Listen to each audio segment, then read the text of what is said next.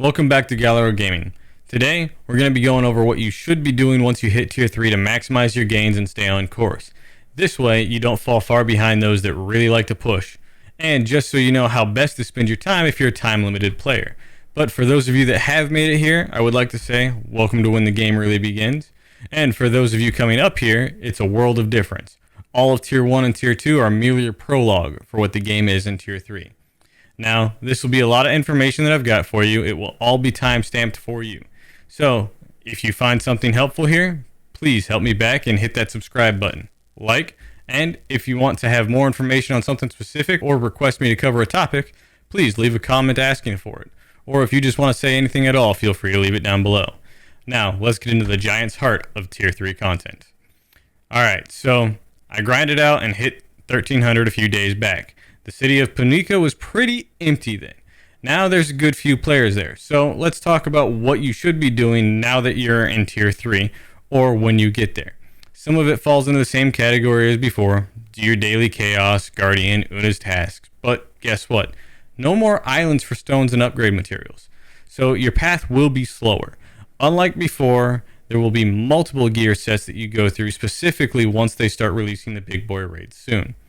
One should be dropping very soon. Enhancing your skills with the tripod system, which is the new system added in Tier 3, and taking time to work on your collectables, level your house up, and working on your alts. If you can get them up to Tier 3, that's a big help, which is thankfully a lot easier now. So to start off with, your chaos dungeons. These have changed a bit in how they work and what they reward you with. You will notice a lot more levels here, and they change color as they go up. Your first sections will give you rare gear, then epic, then you start getting into the gear that is broken. Well, the biggest thing for these chaos dungeons isn't the gear anymore, it's the tripods. Tripods are the new system added to you in Tier 3, just like how gems got added in Tier 2. Well, now you'll get Tier 3 gems, but tripods as well. These are much stronger in the system for boosting your gear up. What they do is if you look at your skill page where you select the tripods for your skills, which are the modifiers of your skills, you'll see that most of them will have a level bonus to them, where you always start at level 1. Well, with these new tripods that you get on the gear, you can increase those. So make sure to mark each skill that you use for your build, and it will notify you when you get gear that boosts that specific skill's tripod that you use. Those bonuses go all the way up to +4, giving your skill a rank 5 level. But we don't have that at the moment. It will come eventually. But for now, you can work on getting the +2 on all of your skills from the purple gear. Those will come in your chaos dungeon. Now, another thing with the chaos dungeon is it is now actually closer to the Infinite chaos dungeon than before. If you notice, your Tier 3 shop now has 99 per item that you can get instead of like the 3 to 10 before. But the thing is, every purchase increases the cost of that item. So if you've got extra time and you've completed everything else for the day, and you don't feel like running an alt up but still want to be productive, go ahead and grind your tune into the Chaos Dungeon, and you can buy items out of here. It is going to be a grind, specifically with the price hike every time you buy something, but it will at least give you a payout. Personally, I like to only go so far before I just start saving up tokens for next week to start off with. Right. That way, I don't have to grind every week. I can save some here and there. Now, briefly, I'll bring up Boss Rush and the Cube since they're ticketed runs from the Chaos Dungeon itself. If you get them, go ahead and do them. Matchmake for them to make sure you get the clear. You are going to want all the drops from these. They will help you. Let me just say that cube runs are a glorious thing because the success rate at Tier 3 drops very quickly. Going to +8 at 30% is no fun. In that same vein, make sure that you're doing the rifts when they show up, because these will give you the honing success mats from the maps you get from them, which are a godsend. You don't want to end up like me and being stuck at 1339 for 4 days straight trying to upgrade your weapon and failing multiple times after selling mats for the destruction to buy the destruction stone. Now Guardian raids, they really aren't all that much different in there. Just go in, get them done, get your mats, go about your day. Nothing really in terms of repeating, no extra crazy bonuses. Just get your mats, get out of those. Now, I know I said there weren't any tier 3 islands, but that wasn't exactly true. There is one island that you want to do, Anguished Isle. This is one island that has a repeatable quest on it once you complete the storyline for this place. Do this once a day and add it to your daily task list. Even if you don't run the dungeon, just get the key from the repeatable. The currency from this island is used at the vendor by the dungeon on the island.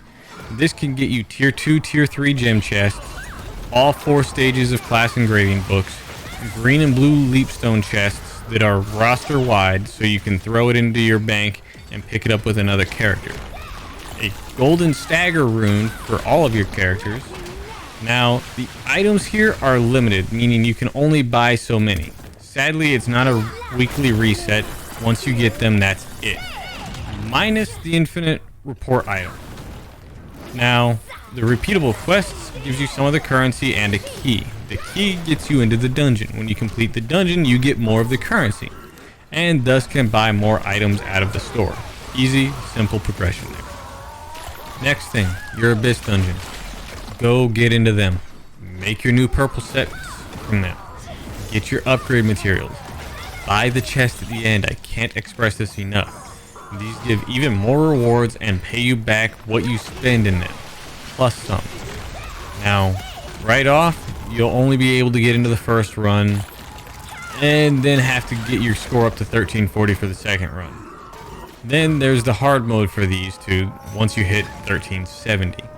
You won't be able to craft your legendary gear till you hit 1370. But this is where the intro for your tier 3 progression shows. Now, this will most likely change a good bit when the new raids show up, because there are set gears that come with each of those as well. But as of the recording of this video, when you hit tier 3, you'll get your first blue gear from Chaos. Then you'll get your purple gear from the Chaos. Then your purple set gear from crafting from the Abyss gear. These are all 1302. Once you get to 1370, you get the gold legendary gear from the Abyss dungeon hard modes that you can craft at 1340 to upgrade quicker and easier to a higher score. 1340 is plus 9 on the purple gear, so you're going to get back to a much lower enhance rate with a higher success rate. Collectables. Sadly, these aren't just for achievement hunters, completionists, and super storyline buffs. These collectibles can give you a lot of items that help, from stat point increases, rapport point increases, rapport items, and oh yeah, skill points. Lots of skill points. Giant hearts have 12 skill points. Ignia tokens, which is the 100% completion on zones, have 6 points. Omnium stars have 12 points, and that's not counting out stat point increases, runes, and other items that you get from there. This also includes the rapport system with NPCs. They have given you a bunch of gifts to give to these NPCs. Look through your rapport system, decide on a few different ones that you like the rewards from, and work on getting those. There are a ton of good rewards there, all over the place, from best in slot cards for the end game, stat bonuses, other collectibles from them, just raw gold. Eventually, you'll want to have all of these done and maxed out, but for now, just pick the ones you like the rewards of and go for it. Now, for the last topic that I'm going to talk about here, and arguably one of the most annoying but rewarding, alts. These can be a huge time dump, but good news is that there's a couple different paths you can use. Most likely you already used your power pass to get 2 characters up. Well, guess what? There's a similar but different system to do that with another 6 characters. This is the knowledge transfer system in your stronghold. It'll cost you 600 gold to get a character to 302, but now your alt will have a faster leveling time than your main did. And the tower will give you nothing but rewards. If you did your tier 1 and 2 cost reductions and upgrade chance increase in your stronghold, they will be upgrading quicker and easier. Then the only thing left is just upgrade gear and do the story missions as you go. You can use the knowledge transfer system to do the story missions for you, but it's a good chunk of gold to get it done, and I personally feel it's a bit of a waste of time to do that when you can just tear through it in a reasonable amount of time. But your alts are important, and you want to get them up to tier 3. Multiple reasons for this. You can do the Chaos Dungeon and Guardian runs on them and transfer the items to your main, funneling materials to your main character. You can use them just to sell those items and make gold for your account to buy crystals if need be and to sell drops to get from them. The more characters you get to tier 3, the more materials and gold you can get easier and faster. Now, I will be the first to admit pushing alt up can be repetitive and get a bit old. But you also learn other classes, and this lets you understand how to play with your teammates and what you should expect out of other players. Personally, I've got my sharpshooter pushing all the way about halfway through tier 2, a Zerk and a gun lancer that are at the very end of tier 1. I'll be pushing even more of those and others up through once I get these guys up to tier 3. All to get more mats and gold for my main. They will be moving up as more things get released, but these are your extra sources of resources to pull from. Unlike before where you needed the Mary's Secret shop to push your character and all of the island, these ones aren't in any real rush, and with the cost reductions and the tower fully accessible, it'll make it easier to push them even faster than your main thing. So if you made it this far, you know there's a lot of new and different things to do at tier 3, and that it's going to be a bit longer of a grind to get to the top. You'll have more items to collect with the new tripod system, meaning you have to pay attention to the gear that you get and not just decon it. You'll have to progress through different gear sets where a lot of players just wear their blue chaos gear all the way through the tier. As they add more content and add different mechanics, the push will eventually get easier, but if you do it now, you'll have more saved up for then. There's a lot of content coming into this game. There's a lot of mechanics that will change. Like, eventually, we'll get the same upgrading system they use in Korea and Russia, where it's a 100% upgrade chance and double upgrades on top of that, meaning that you're cutting the cost a lot from tier 1 and 2. When events start dropping, that will be a huge boost to resources coming in, but you want to be ready and have characters where you want them for when those events come. If you found anything in here helpful at all, please feel free to show your support. Like, comment, subscribe for more in the future, and remember, this game has a lot of activities to do, but at the end of the day, it's still just a game, and it's made to be fun. So make sure you're playing it how you want to, and enjoy it. Have a nice day, and enjoy whatever world you're jumping into next. Bye!